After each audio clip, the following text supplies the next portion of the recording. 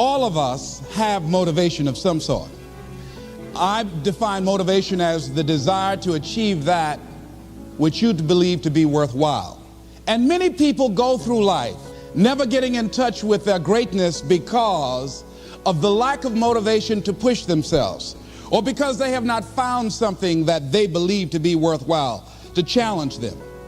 I heard a poem once that said, many a flower has bloomed unceasingly and wasted sweetness upon the cold desert air.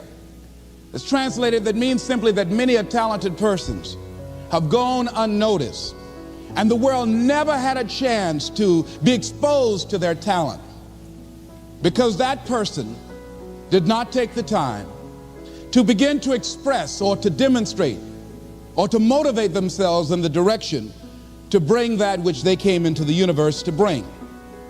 How can you measure your motivation? How can you evaluate where you are on a scale of 1 to 10?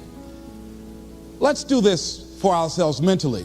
How do you rate yourself from 1 to 10?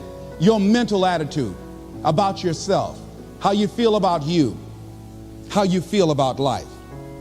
How do you rate yourself on a scale of 1 to 10 in terms of your physical appearance, in terms of your health? Do you take care of yourself?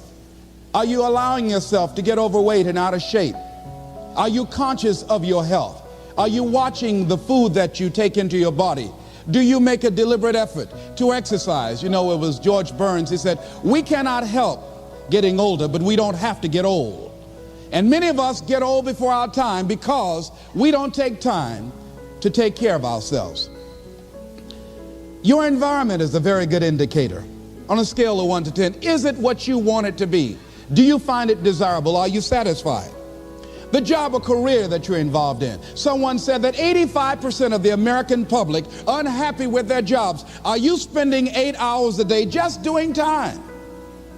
Doing something that you don't find challenging, that does not make you stretch mentally, that does not stimulate you, that does not inspire you. Something that you don't find a sense of fulfillment in it. If you're doing that day in and day out, it has to affect how you feel about yourself, your level of motivation. Your relationships. What kind of impact is it having on your life? Is it nourishing or is it a toxic relationship? Does it drain you or does it build you up? Ask yourself that. How motivated are you to do something about it? Your contribution, your actions. What are you giving? Many people will leave the universe without a trace. No one will know they were here. And in fact, under their name, we could put under there, not used up. Will anybody know that you came this way? What contribution are you giving? What will you leave? What will be different because you came this way? Someone once said that life is our gift to us that God has given us, and how we live our lives is our gift to God. What kind of gift are you formulating? Is this a gift that you like to take back and do something else before you turn it in? Think about that. What can we do? What are some of the keys that we can begin to use to motivate ourselves when our batteries run low? Because I don't care who you are, I don't care what you do, at some time you are going to get tired. At some time you're going to get in a rut. Seem like nothing you do works out right. And sometimes it just seems like you just don't have the wherewithal or the will to do anything. That sometimes you act like you're punch drunk. You're just wading through life, just doing time day in and day out, looking at non-discriminatory television, anything that's on, just looking. And depressed, feeling powerless, feeling useless, and bored. What do you do? How do you get yourself out of a rut? How do you, when you know you can do more than what you've been doing and you're not doing it and you're discontent with where you are, you get angry at yourself. How do you get out of that rut? How do you motivate yourself? One of the things that we must do is that we must be involved in working on achieving self-mastery. You must work on yourself continuously. Never be satisfied with yourself. Always know that as you invest the effort and time on you, that's the greatest ability that human beings have above animals. See, a dog can't be anything but a dog. Tree can't be anything but a tree. Human being, you've got unlimited potential. You can put effort on you, and by concentrating on you and developing you, you can transform your life wherever you are right now. So you want to work on yourself. You want to read books that inspire you and motivate you. You want to listen to tapes over and over and over again. And I suggest that you listen to tapes when you first get up in the morning. You want to control the spirit of your day. When you first wake up in the morning, your mind is operating at 10.5 wave cycles per second. That's when the subconscious mind is most impressionable. Whatever you hear in the first 20 minutes when you wake up, that will affect the spirit of your day. When you listen to tapes, listen with relaxed belief, believing that this can happen for you. And by listening to them, listen to them over and over and over again, and you will get a breakthrough. You can listen to the same tape for months, and all of a sudden you hear something you never heard before. It have a special meaning for you. Or read the same book over again, and you find some special insight. You said, I can't believe I didn't see that the first time. So you want to be involved in developing yourself. Most people won't do that. Most people won't take that kind of effort and invest that kind of energy in themselves, because they will fall prey to that conversation within. Oh, don't do that. You don't have time. You're too busy. You're too caught up in the rat race. Most people won't do that. Well, they won't take time to go to lectures. They won't take time to go to seminars. They won't take time to go to classes to improve themselves. And as you continue to work on yourself, you will begin to expand your vision of yourself. You'll begin to work towards self-mastery. And you will begin to see it reflect itself in all the dimensions of your life, your mental life, your physical life, your social life, in your relationships, your monetary life. So concentrate on developing yourself. Because if you don't, I guarantee you that you will make a settlement. And most people have. And most of us already have. What kind of settlement have you made with your life? You know, when we make settlements, out of court settlements, you've heard them. That means that you decided to take something less than what you originally wanted to get had you gone into court.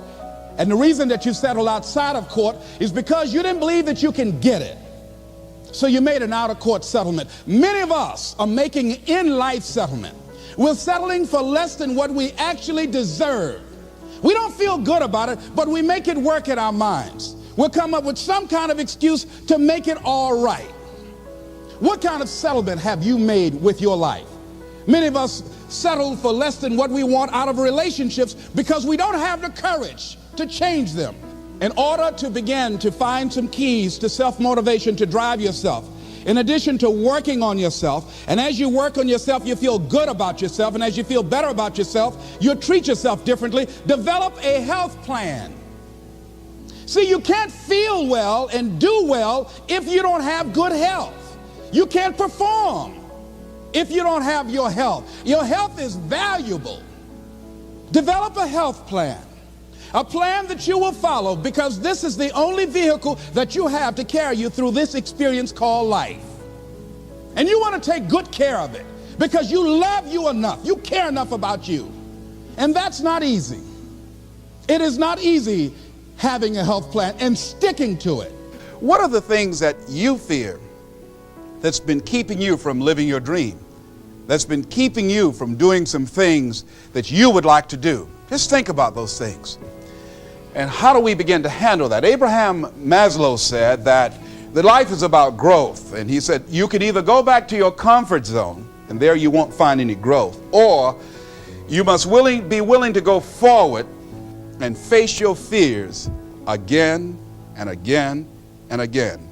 Because you're never going to have a fear-free existence. I mean, some fear is acceptable and legitimate. There are some things that you really should be afraid of. Now, you shouldn't allow it to immobilize you. You acknowledge it, you take it into account, and you carry yourself accordingly. There are times that we should proceed with caution. But it's the difference between being stopped by fear. It's the difference between having a fear and the fear having you. So what do? One, acknowledge it, and knowing that it's okay. Don't condemn yourself for being afraid. It's perfectly fine to have some fears. You acknowledge your fears, you embrace those fears, and then you move on.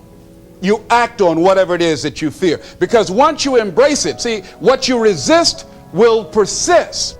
What you resist will persist. So one of the most important things is to begin to embrace your fear. And I used to have a tremendous inferiority complex about speaking before people that I felt who had more going for them than I did. Because I'm not college trained, I used to feel that college people were the most intelligent people on the planet. And there was nothing I had to say for them. And what will they listen to me for? That's the way I felt. And so I had to visualize myself speaking before them, speaking before various audiences that had more going for them than I did, and realize and appreciate my own value and that I was a worthwhile person, even though I didn't have all going for me. I didn't have the money, I didn't have the education that they had. So part of the process is seeing yourself, being worthy, being capable, having what you need to make you a worthwhile person, and that you're more than able, and that you deserve to be listened to, or you deserve to have that dream and that passion and whatever it is that you see and envision there. You've got to see it in your mind's eye and know that you've got what it takes. Fears am I holding on to? What fears that I'm allowing to imprison me, that's keeping me from breaking out, that's keeping me from living up to my true potential, that's keeping me from really being happy, that's keeping me from having a sense of adventure and excitement in my life? What's keeping me from controlling my destiny? What fears that I'm giving that permission to? Notice what I said, that we must give our permission to fear to immobilize us. Because whatever discomfort you experience, whatever challenges or difficulty that it is, you got to handle it. You got to go up in there and wrestle with it. Will it be easy? No. Will it be challenging? Yes. A friend of mine who's going into recovery, he's been addicted to crack cocaine for years and alcohol. And he was talking about how challenging it was and why he was dreading going into cold turkey. I said, what do you want me to tell you? That it's going to be a picnic? No, it's not. It's going to kick your butt? Yes, it is. Are you going to want to die? Yes, that's a part of it. But that's just what you must go through in order to get where you want to go. And guess what? You are strong enough to do it. You're strong enough, and your life is worth whatever you have to go through to get past this addiction. Whatever you have to do. This dream you got, whatever you want to do, will it be easy to just run out there and do it? No. Will it happen overnight? No. Will it be a struggle? Yes. Will there be times when you can't make ends meet? Yes, that's a part of it. Will there be times you won't know what to do? Yes, that's a part of it. Next thing is that you want to monitor your inner conversations. The things that you say to yourself. You want to watch them, and in watching them, you want to take charge. A friend of mine told me this evening, and she did it excellently. She said, I didn't want to come tonight. I was feeling so depressed. And I said, I'm going anyhow. See, that was the conversation. Oh, you really don't feel like it. You really don't need to do it. You don't really need to read anything. Forget all that. That's that inner conversation. Oh, you don't need to worry about trying to go into your own business. Forget that. You can't do that. What if you lose everything you've got? That inner conversation that stops you from doing the things you want to do less, don't do that. How can you possibly think about being a motivational speaker? You don't have the contacts, you don't have the money, you don't know the right people. You're going to get up there and your mind's going to go blank. Forget all that. You remember that time you got up before some people and you panicked? You stood up and your mind sat down? Don't you remember? And I said, yes. And then I said, shut up. So you've got to learn to stand up to yourself inside yourself and short circuit, override that conversation that's always going on. 85% of what that conversation will tell you is negative. It's negative. It will tell you you're tired when you really are not tired. It will tell you you can't do it. It will fill you with fear. So you've got to watch that conversation. And when you find it going on, you've got to stand up to it and say, I'm going to do this anyhow. I'm afraid, but I'm afraid not to do it. And I'm not going to let you stop me. The biggest challenge that you will have in life is you. There's an old African proverb that says this: there's no enemy within. The enemy outside can do us no harm. The next thing that is a key to self-motivation is that you've got to ask yourself, what do I want out of life? What do you want out of life? What do you want out of a job?